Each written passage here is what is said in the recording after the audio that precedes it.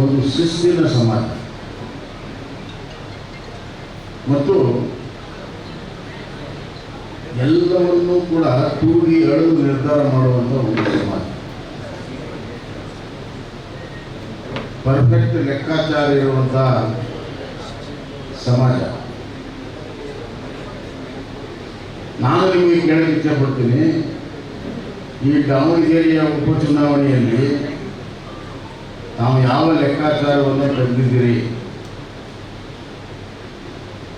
ಈ ಉಪಚುನಾವಣೆಯ ಫಲಿತಾಂಶದ ಲೆಕ್ಕಾಚಾರ ತಮ್ಮ ಪ್ರಕಾರ ಈ ಬಾರಿ BJPಗೆ ಜೈಬೇರಿ ಕಳೆದ 30 ವರ್ಷದಿಂದ ಸಿಕ್ಕಿಲ್ಲ.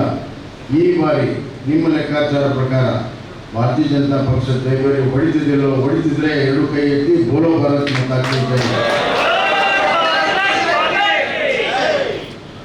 ಈ ಮಾತನ್ನು ನಾನು ಬೇರೆ ಕಡೆ ಕೇಳೋದಲ್ಲ, ನಿಮ್ಮಲ್ಲಿ ಮಾತ್ರ ಕೇಳ್ತೀನಿ. ಯಾಕಂದ್ರೆ ನಿಮ್ಮ ಲೆಕ್ಕ ಪಕ್ಕ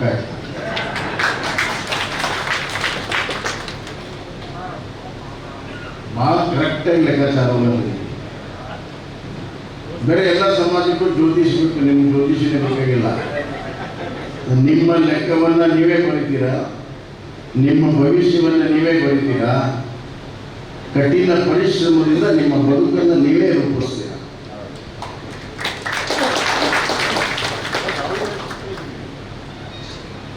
ಒಂದು ಹಳೆ ಗಾದೆ ಇದೆ, ದುಡ್ಡೇ ದೊಡ್ಡಪ್ಪ, ದುಡ್ಡೇ ದೊಡ್ಡಪ್ಪ. ನಾವೆಲ್ಲ ದುಡ್ಡೇ ದೊಡ್ಡಪ್ಪ ಅಂತಂದು ಅದರ ಬಗ್ಗೆ ಬಹಳಷ್ಟು ನಂಬಿಕೆ ಮತ್ತು ವ್ಯಾಖ್ಯಾನ ಮಾಡ್ತೀವಿ. ಆದರೆ ಶ್ರೀನಿವಾಸನ ಪೂಜೆ ಮಾಡುವುದು ನಾವು ಮಹಾಲಕ್ಷ್ಮಿ ನಿಮ್ಮ ಸಮಾಜಕ್ಕೆ ಒರೆದು ಮುಂದೆ ಹೋಗಿ ಅಲ್ಲೇ ನಿಂತುಬಿಟ್ಟಿದ್ದಾರೆ. ಯಾಕಂದರೆ ನೀವು ದುಡ್ಡನ್ನು ಬೆನ್ನತ್ತುದಿಲ್ಲ, ದುಡಿಮೆಯನ್ನು ಬೆನ್ನತ್ತೆ. ದುಡ್ಡೇ ದೊಡ್ಡಪ್ಪ ಅನ್ನುವಂಥ ಗಾದೆಯನ್ನು ಬದಲಾವಣೆ ಮಾಡಿ ದುಡಿಮೆಯೇ ದೊಡ್ಡಪ್ಪ ಅನ್ನುವಂಥ ಗಾದೆಯನ್ನು ನೀವು ಗಟ್ಟಿಯಾಗಿ ನಿಲ್ತೀರಿ. ದುಡಿಮೆಯಲ್ಲಿ ನಂಬಿದವರು ತಾವು. ಸ್ವಾಭಿಮಾನದ ಸಂಕೇತ. ಸ್ವಾಭಿಮಾನ ಅಂತಂದರೆ ಇತರಿಗೆ ನೋವಾಗೋ ರೀತಿಯಲ್ಲಿ ಎದೆ ಉಪ್ಪಿಸಿ ಹೇಳುವಂಥದ್ದಲ್ಲ. ನಮ್ಮ ಕಾಲ ಮೇಲೆ ನಾವು ನಿಂತು ನಮ್ಮ ದುಡಿಮೆಯಲ್ಲಿ ಇತರರಿಗೆ ಪರೋಪಕಾರ ಮಾಡುವುದೇ ಸ್ವಾಭಿಮಾನ. ಅಂಥ ಸಮಾಜ ಇವತ್ತು ಭಾರತೀಯ ಜನತಾ ಪಕ್ಷಕ್ಕೆ ಬೆನ್ನೆಲುಬಾಗಿ ನಿಂತಿದೆ ಅಂತಂದರೆ ಖಂಡಿತ ನಿಮ್ಮ ಆರಾಧ್ಯ ದೈವದ ನಾಮಾಂಕಕ್ಕಿರುವಂಥ ನಮ್ಮ ಅಭ್ಯರ್ಥಿ ಭೈರವಾನ್ ಶ್ರೀನಿವಾಸ್ ಅವರಿಗೆ ನಿಮ್ಮ ಆಶೀರ್ವಾದ ಸಂಪೂರ್ಣವಾಗಿ ಇರಬೇಕು ಅನ್ನುವಂಥ ಮಾತನ್ನು. ಬಂಧುಗಳೇ, ಈ ಚುನಾವಣೆ ಕೇವಲ ದಾವಣಗೆರೆಗೆ ಸೀಮಿತವಾಗಿಲ್ಲ. ಈ ಚುನಾವಣೆ ರಾಜ್ಯದ ರಾಜಕಾರಣವನ್ನು, ರಾಜ್ಯದ ಹಣೆ ಬರವನ್ನು ಬದಲಾವಣೆ ಮಾಡುವಂಥ ಚುನಾವಣೆ. ಈ 2023ರಲ್ಲಿ ಆಯ್ಕೆ ಆಗಿರುವಂಥ ಕಾಂಗ್ರೆಸ್ ಪಕ್ಷ ಅಧಿಕಾರದ ಅಹಂಕಾರದಲ್ಲಿ ತೇಲಾಡ್ತಾ ಇದೆ. ಅವ್ರು ಯಾರಿಗೂ ಕೂಡ ಕಣ್ಣಿಗೆ ಕಾಣ್ತಾನೆ ಇಲ್ಲ. ಯಾರ ಬಗ್ಗೆನೂ ಕೂಡ ಗೌರವವಿಲ್ಲ, ಯಾವ ಸಮಾಜದ ಬಗ್ಗೆನೂ ಗೌರವವಿಲ್ಲ. ಅವರಿಗೆ ದೊಡ್ಡ ಪ್ರಮಾಣದಲ್ಲಿ ಬೆಂಬಲ ಕೊಟ್ಟಂಥ ಅಹಿಂದ ಸಮಾಜಗಳು, ಅಹಿಂದ ಸಮಾಜಕ್ಕೆ ಸಂಪೂರ್ಣವಾಗಿ ಅನ್ಯಾಯ ಮಾಡಿರುವಂಥದ್ದು ಯಾವುದಾದ್ರೂ ಪಕ್ಷ ಸರ್ಕಾರ ಇದ್ದರೆ ಅದು ಕಾಂಗ್ರೆಸ್ ಪಕ್ಷ. ಕಳೆದ ವರ್ಷ ನಾವು ಸಣ್ಣ ಉದಾಹರಣೆಯನ್ನು, ಕಳೆದ ವರ್ಷ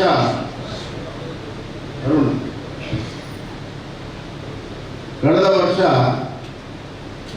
410 ಕೋಟಿ ರೂಪಾಯಿ ಹಿಂದುಳಿದ ವರ್ಗದ ಸಮಾಜದ ನಿಗಮಗಳಿಗೆ ಮೀಸಲಿಟ್ಟಿದ್ರು ಬಜೆಟಲ್ಲಿ. 410 ಕೋಟಿ. ಈ ಜಾತಿ ಗಣತಿ ಬಂತು. ಪೂರ್ಣ 410 ಕೋಟಿಯನ್ನ ಜಾತಿ ಗಣತಿ ವರ್ಗಾವಣೆ ಮಾಡಿ ಹಿಂದುಳಿದ ವರ್ಗದ ನಿಗಮಕ್ಕೆ 1 ರೂಪಾಯಿ 1 ನಯ ಕೊಟ್ಟಿದೆ.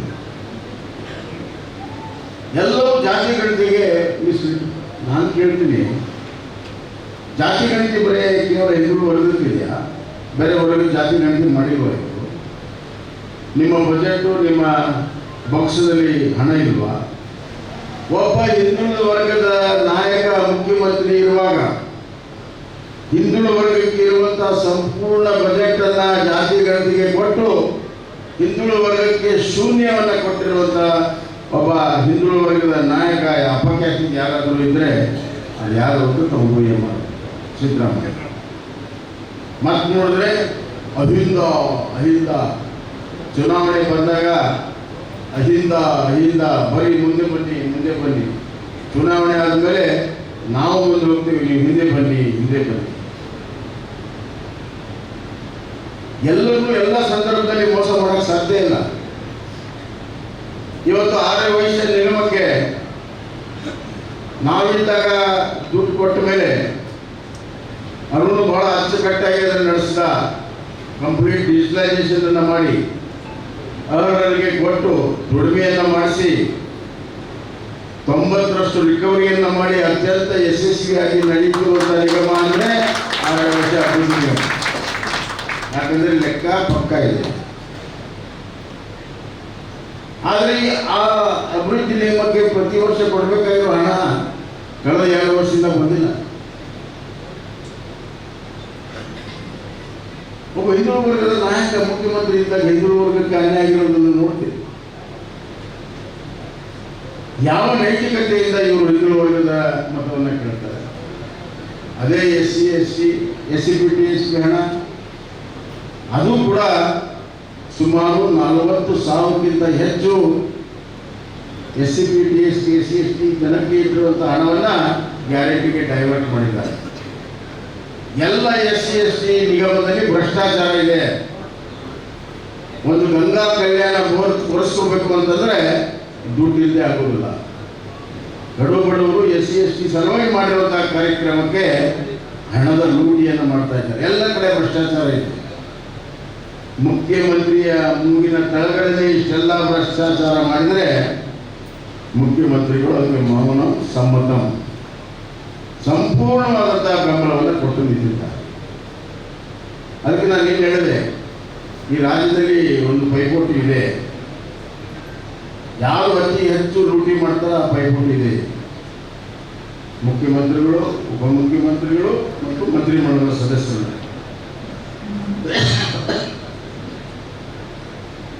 ಇವತ್ತು ನಾನೊಂದು ಪೇಪರ್ನಲ್ಲಿ ಒಂದು ಸ್ಟೇಟ್ಮೆಂಟ್ ನೋಡಿ, ನಮ್ಮ ಅಧ್ಯಕ್ಷರಾದಂಥ ವಿಜೇಂದ್ರ ಅವರಿಗೆ ಒಂದು ಉತ್ತರವನ್ನು ಕೊಟ್ಟಿದ್ದಾರೆ ಸಿದ್ದರಾಮಯ್ಯ. ನಮ್ಮದು ಆರ್ಥಿಕವಾಗಿಯೂ ಸುಭದ್ರವಾಗಿದೆ, ರಾಜಕೀಯವಾಗಿಯೂ ಸುಭದ್ರವಾಗಿದೆ. ಸ್ವಾಮಿ, ನೀವು ಆರ್ಥಿಕವಾಗಿ ಸುಭದ್ರ ಇದ್ದರೆ ಈ ವರ್ಷ ಸುಮಾರು 15,000 ಕೋಟಿಗಿಂತ ಬಜೆಟಲ್ಲಿರುವ ಹಣ ಖರ್ಚಾಗಿ ಮಾಡಲಿಲ್ಲ. ಯಾಕೆ ಖರ್ಚು ಮಾಡಲಿಲ್ಲ? ನಿಮ್ಮ ಹತ್ರ ಹಣ ಇಲ್ಲ, ಅದಕ್ಕೆ ಖರ್ಚು ಮಾಡಿಲ್ಲ. ನೀವು ಆರ್ಥಿಕವಾಗಿ ಸುಭದ್ರ ಇದೆ. ಸುಳ್ಳನ್ನು ದೊಡ್ಡ ಧ್ವನಿಯಲ್ಲಿ ಹೇಳಿಬಿಟ್ರೆ ಸತ್ಯ ಆಗುತ್ತೆ ಅಂತ ತಿಳ್ಕೊಂಡಿದ್ದಾರೆ. ರಾಜಕೀಯವಾಗಿ ಸುಭದ್ರ. ದಿನನಿತ್ಯ ಪೇಪರ್ ತೆಗೆದು ನೋಡಿದ್ರೆ CM, ಡೆಪ್ಟಿ CM ನಾನು ಕುರ್ಚಿ ಬಿಡಲ್ಲ ಅಂತಾರೆ, ನಾನು ಕುರ್ಚಿಯನ್ನು ಕಿತ್ಕೊಳ್ತೇನೆ. ಕುರ್ಚಿ ಕಾದಾಟ ದಿನನಿತ್ಯ ನಡೀತಾ ಇದೆ. ಈ ಚುನಾವಣೆ ಬಂದಿದೆ ಅಂತ ಅಲ್ಪ ವಿರಾಮ ಇದೆ. ಬರೆದಿಟ್ಟುಕೊಳ್ಳಿ, ಮೇ ತಿಂಗಳಲ್ಲಿ ಜಂಗಿ ನಿಕಾಲಿ ಕುಸ್ತಿ, ನಮ್ಮ ಕಡೆ ಅಂತ ಹೇಳ್ತಾರೆ, ಜಂಗಿ ನಿಕಾಲಿ ಕುಸ್ತಿ ಮೇ ತಿಂಗಳಲ್ಲಿ ಕುರ್ಚಿಯ ಕುಸ್ತಿ ಖಂಡಿತವಾಗಿ ಕರ್ನಾಟಕದಲ್ಲಿ ಆಗುತ್ತೆ. ಅಭಿವೃದ್ಧಿ ಆಗಿಲ್ಲ, ಇದೆಲ್ಲ ತುಂಬೆಲ್ಲ ಗೊತ್ತಿರುವಂಥದ್ದು. ಆದರೆ ಯಾರು ಏನು ಮಾಡೋಂಗಿಲ್ಲ. 5 ವರ್ಷ ಓಟ್ ಹಾಕಿಬಿಟ್ರೆ ಎಲ್ಲರೂ ಅಸಹಾಯಕರಾಗ್ತಾರೆ. ಆದರೆ ದಾವಣಗೆರೆ ದಕ್ಷಿಣದ ಮತದಾರರಿಗೆ ಒಂದು ಅದೃಷ್ಟ ಹೊರತು ಬಂದಿದೆ. ಈ ಅನಿಷ್ಟ ಸರ್ಕಾರವನ್ನು ಕಿತ್ತೊಗೆಯುವ ಮೊದಲನೆಯ ಪ್ರಯತ್ನ ಅವಕಾಶ ನಿಮಗೆ ಬಂದಿದೆ. ಇಲ್ಲಿ ಭಾರತೀಯ ಜನತಾ ಪಕ್ಷವನ್ನು ಅತ್ಯಧಿಕ ಮತಗಳಿಂದ ಆರಿಸಿಕೊಂಡು ಬಂದು ಈ ರಾಜ್ಯದ ರಾಜಕಾರಣದ ದಿಕ್ಕಸೂಚಿಯನ್ನು ನಾವು ಬದಲಾವಣೆಯನ್ನು ಮಾಡಬೇಕು. ಮತ್ತೊಮ್ಮೆ ಜನಪರವಾಗಿರುವಂಥ, ಜನರಿಗೋಸ್ಕರ ಇರುವಂಥ ಭಾರತೀಯ ಜನತಾ ಪಕ್ಷದ ಸರ್ಕಾರವನ್ನು ನಾವು ತರೋದಕ್ಕೆ ಮುನ್ನಡಿಯನ್ನು ಬರೀಬೇಕು ಅನ್ನುವಂಥ ವಿನಂತಿಯನ್ನು ಮಾಡಿಕೊಳ್ಳಿ ಇಲ್ಲಿ ಬಂದಿದ್ದೇವೆ. ನಮ್ಮ ಕ್ಯಾಂಡಿಡೇಟ್